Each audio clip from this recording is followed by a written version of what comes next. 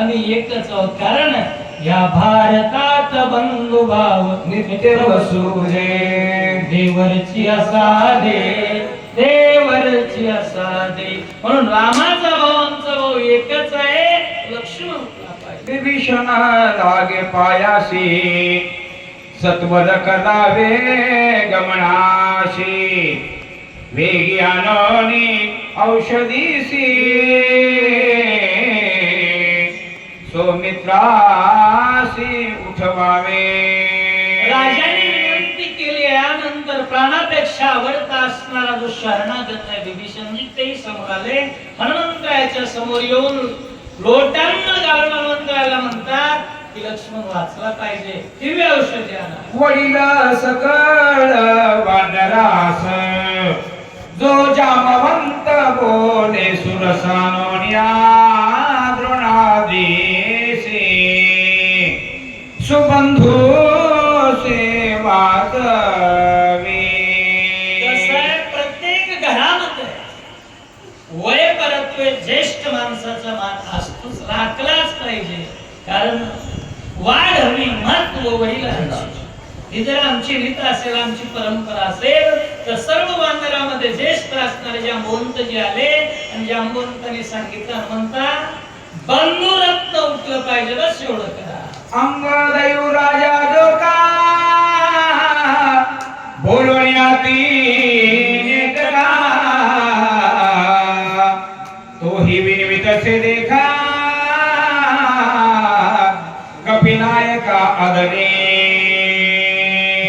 घर जर विचारवंताचं असेल, विचार ही जर घराची श्रीमंती असेल, तर ज्येष्ठाच्या शब्दाला जितका मान, कनिष्ठाच्या शब्दाचं वजन सुद्धा तितकंच आहे. वयाला लहान असले अंगाची तर ते सुद्धा हनुमंतरायासमोर येत आहेत आणि म्हणतात आमचे लक्ष्मणजी वाचले पाहिजे, दिव्य औषध. तुझे सकळ दुस्तर तरलो आम्ही वानर तो तुझा उपकार केवी सांगू समग्र हनुमंता.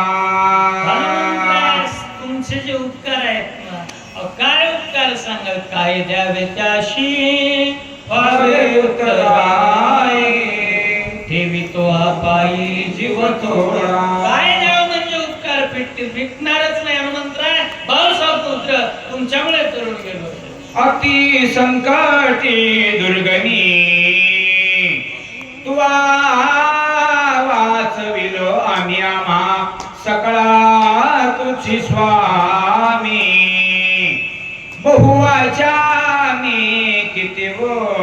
काय बोलो हनुमंतराय, काय वानो आता न पुरे आम्ही मस्तक चरणी ठेवीत से.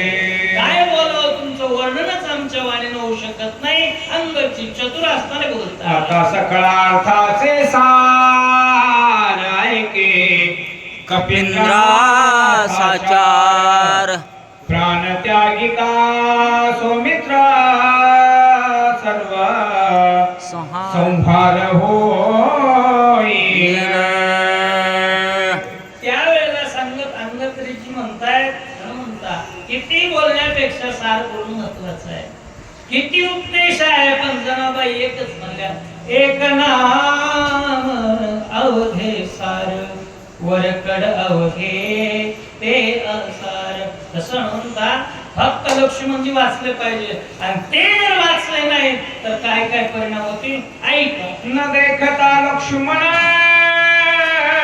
राम सोडी तत्काळ सोडील प्राण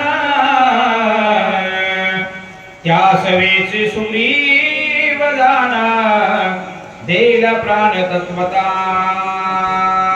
हो, जर दिव्य औषधी आणण्याला विलंब झाला आणि विलंब झाल्याच्या नंतर लक्ष्मणजी गतप्राण झाले तर होईल काय. भगवंताचा अतिप्रिय असणारा बंधू, त्यामुळे भगवंत प्राण सोडतील, सुग्रीव प्राण सोडतील, आनंद व्हायला लागेल. राम सुग्रीवा पाठी विभीषण राहे सृष्टी हे रावण राखाय गोष्टी सकळ सृष्टी अकांत. ज्या याच जीवन गेल्याच्या नंतर मनुष्य असतील इतर प्राणी असतील ती मत्स्य वाचणार आहेत का? नाही. जगजीवन गेला म्हणजे सर्व संपलं. म्हणून राम सुग्रीव हे विसरून जाईल आणि या तिघा पाठोपाठ येरा वानरांच्या काय गोष्टी इतर वानराला कवडी मोल किंमत आहे. ऐकताची सीता सुंदर न लागता निमेष मात्र सवेग त्यागिल शरीर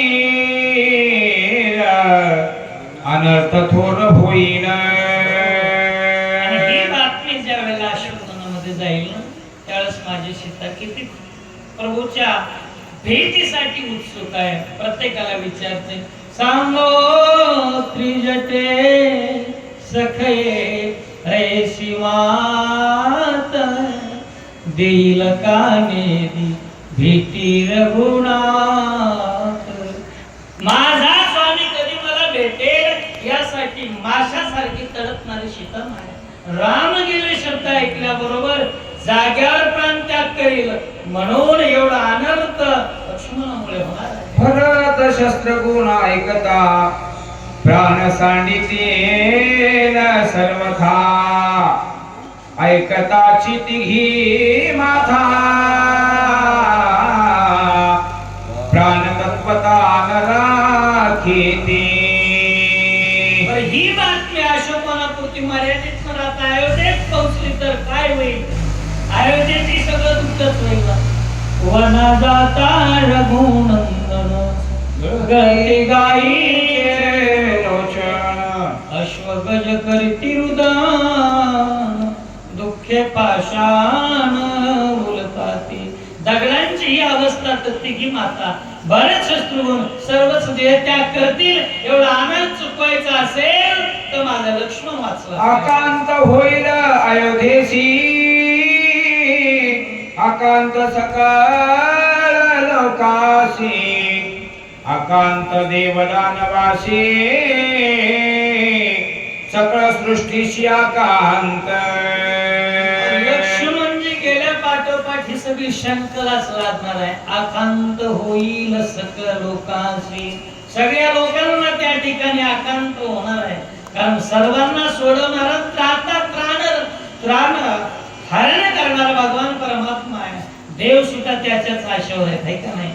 इंद्रबारी चंद्र छत्रधारी यम पाणी वाहेश्वरी वायू सर्वदा पूजे ओसरी विदिते ते करी दळकांडा.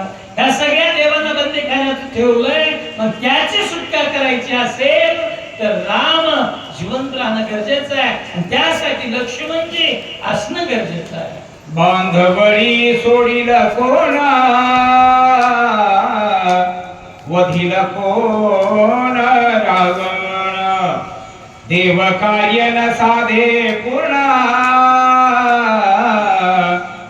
एवढे विघ्न मांडेल. भगवंताचा अवताराचं प्रयोजनच काय असेल?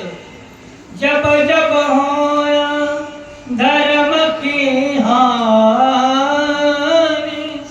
बढ़ई सुर अति अभिमानी राम सिया राम सिया राम जय जय राम. तर धर्माचं रक्षण करण्यासाठी आलेला परमात्मा फेडावया देवांची सांकळी स्वधर्म वाढवा वयावारी नामे मोक्षाची उभवावया सूर्यवंशा गाडी दशाली. ज्याच्या करता आला तोच जर राहिला नाही ना सगळं आकांत होणार आहे. म्हणून लक्ष्मण वाचलं. या रागिगा कपिनंदना वीरशूर सर्वज्ञा औषधी आणोनी लक्ष्मणा जीवदाना होई दाता.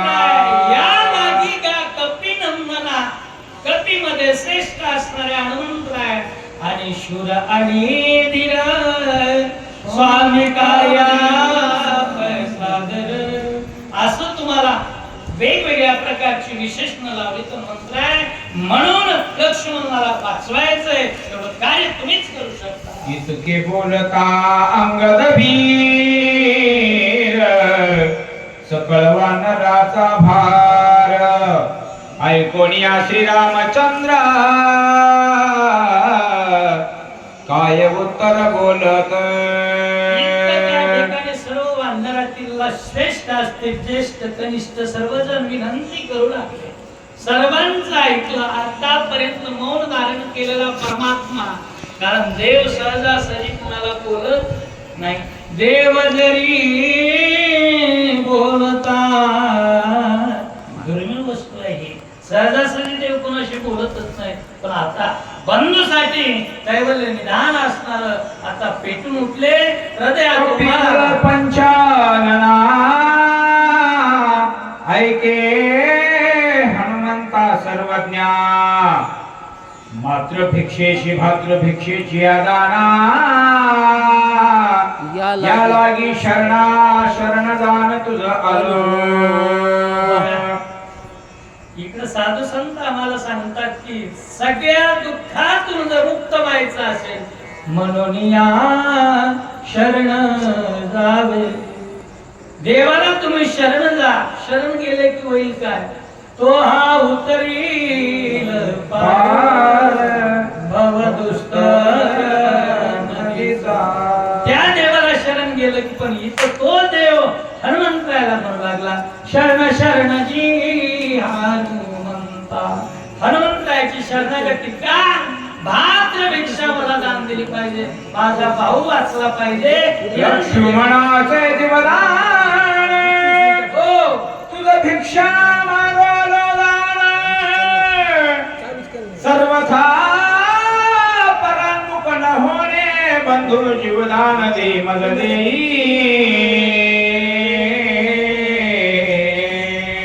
का मी भावासाठी भीक मागतोय? कारण भाऊ माझा सर्वस्व आहे. सांडोनिया राजभोग कांता सांडोनिया माता तुझा वनी शेव गेला रघुनाथा. त्या लक्ष्मणा परता धन्य नाही. एवढा माझा धन्य भाऊ आणि त्या भावासाठी माझ्या हृदयातून उमाळे यायला लागले. पण म्हणता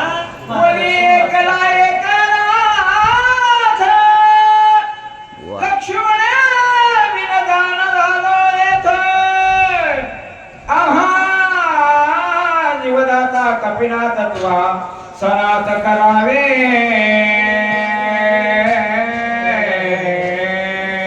खरा तर तो कोण आहे जो आज विनंती करायला? तो जगन्नाथ आहे. जगाचा नाथ जो परमात्मा तो आज हनुमंताला म्हणू लागला भाऊ गेला म्हणजे मी अनाथ झालो.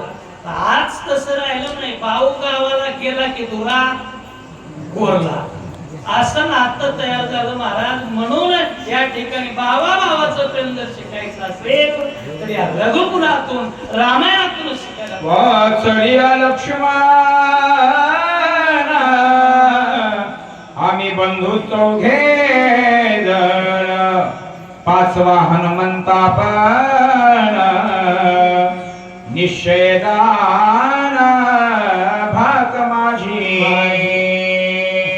माझी त्या ठिकाणी प्रतिज्ञा तर सांगतो मी की लक्ष्मण जर वाचलंय ना, लक्ष्मण वाचल्याच्या नंतर राम लक्ष्मण शस्त्र घेऊन आणि वाचवणारा पाचवा हनुमंत हे 5 जण आम्ही एकोप्यानं त्या ठिकाणी राहू.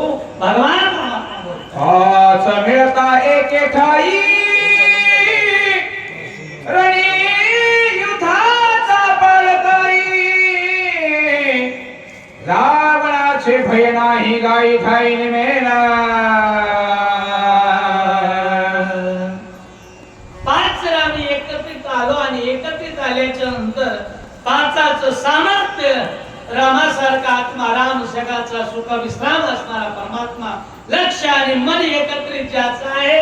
भक्तीनं भरत भक्तीमध्ये रत असलेला भरतजी आणि मनुष्यरूपी शत्रूचा हनन करणारा शत्रुघ्न आणि हनुमंतासारखा वीर एकत्र आल्याच्या नंतर रणी रावणाचे भय काय, रावण किती आले असले तरी रावणाला मारायला आणणार नाऊ भगवंत त्या ठिकाणी. हे चीनवर सांगू काय पाच ही एक झाले हो पाहे शके तसा दोषके महत्कार्य सदान्वय सांगेना. ग्रंथ करते सांगताय की ज्या वेळेला मन आहे आपल्याकडे गाव करील ते राव करू शकत नाही. कोणत्याही ठिकाणी एकोप्यानंच काम करावं लागतं. ज्या वेळेला गावामध्ये एखादं काम हातामध्ये संपूर्ण गावानं करावं त्यावेळेला निश्चितच त्यामध्ये यश संपादन होत असतं. म्हणून कुठेही पंचायत असो पाचच, गावाची पंचायत, ग्रामपंचायत, तालुक्याच्या ठिकाणी पंचायत समिती म्हणून पाच एकत्रित येणं एकोपा याचा अर्थ आहे. भूता पातांचा एक मेळा विले पाचा भूतांचा सोळा पाचा इंद्रियाचा पाळा एक हेळा भस्म होय.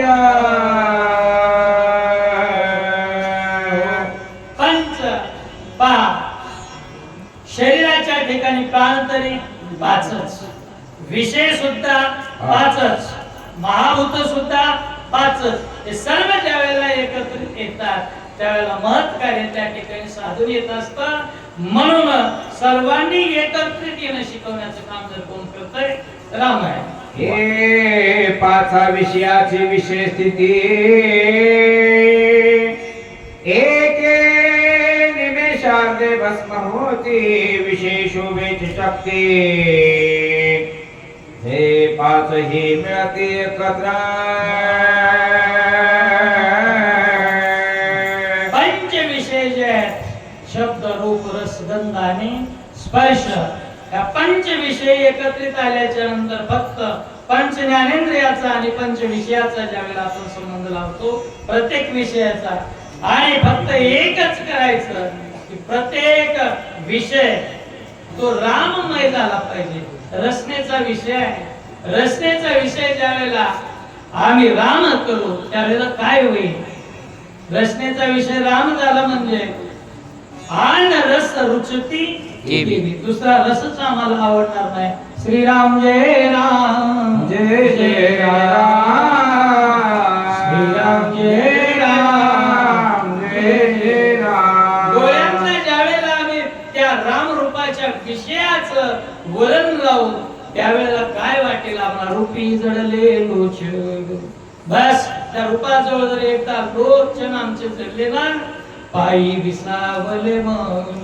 म्हणून पंच विषय आणि पंच ते विषय जे आहेत ते विषय विवाहायचे असेल तर भगवंताकडे विषय वळवले पाहिजे. इतस्तता विचरती दाना ते साम्या येती पंच प्राण चलन सांडोणी अपना निश्चय दान स्वयं होत.